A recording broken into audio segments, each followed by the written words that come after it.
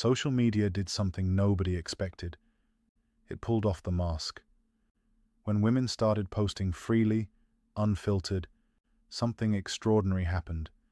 They revealed exactly who they are when they think no one's judging.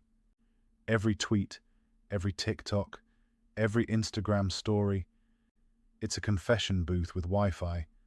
They're not hiding the truth anymore. They're broadcasting it. We've entered an era where women proudly display the very behavior that used to destroy reputations, body counts, cheating, manipulation tactics, gold-digging guides, all packaged as empowerment. They think they're showing confidence. What they're really showing is chaos. And for men paying attention, it's a revelation. The rise of emotional debt. Modern women are carrying something invisible, but heavy: emotional debt. Every failed fling, every toxic situationship, every man they gave their body to, but not their heart, it all stacks up like unpaid bills. Now they want you to pay the interest. They call it healing. What it really means is transfer the balance to the next guy.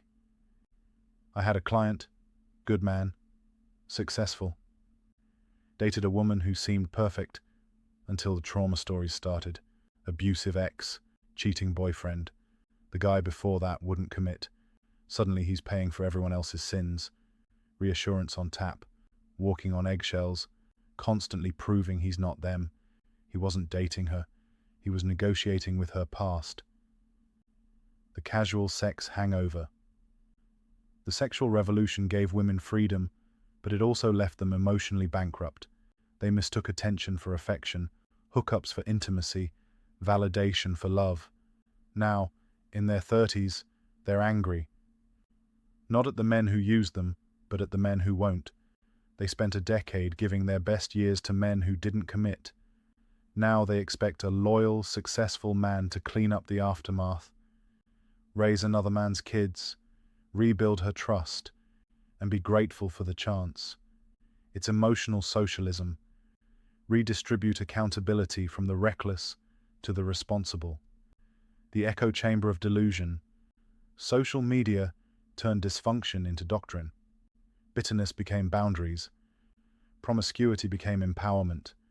Emotional volatility became passion. They built a language that removes accountability but keeps validation. It's not trauma, it's a journey. It's not baggage, it's a story. But beneath the hashtags and affirmations, the damage is real. Every casual encounter leaves a scar. Every situation drains the capacity to bond.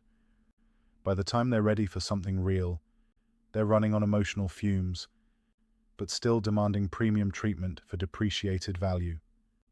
Emotional taxation, without representation. The new dating dynamic is simple. Men are expected to heal what they didn't break. She's not looking for a partner. She's looking for a therapist who pays for dinner. You set boundaries? You're controlling.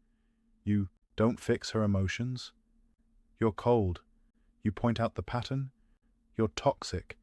Meanwhile, she's punishing you for the ghosts of men past and calling it love. Men, you are not emotional janitors. You're not here to fix trauma you didn't cause. You're not a rehab facility for poor decisions. Every time you accept that role, you reinforce the delusion that accountability is optional. The validation addiction. The scariest part? They can't stop. Even in relationships, many still post thirst traps, still flirt online, still need the dopamine of attention.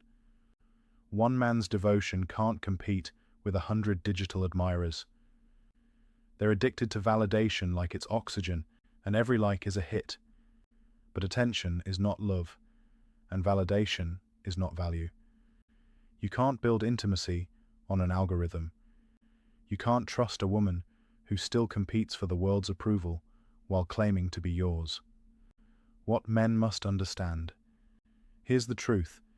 You can't save someone who's still drowning on purpose. If she hasn't faced her emotional debt, she'll make you pay it. If she hasn't outgrown validation, she'll drain yours. If she hasn't healed, she'll hurt. So here are your rules. 1. Don't date emotional debt. 2. Don't fund someone's healing journey. 3. Don't confuse empathy with obligation. 4. If her past becomes your problem, make her your past. The wall is undefeated. Time collects interest.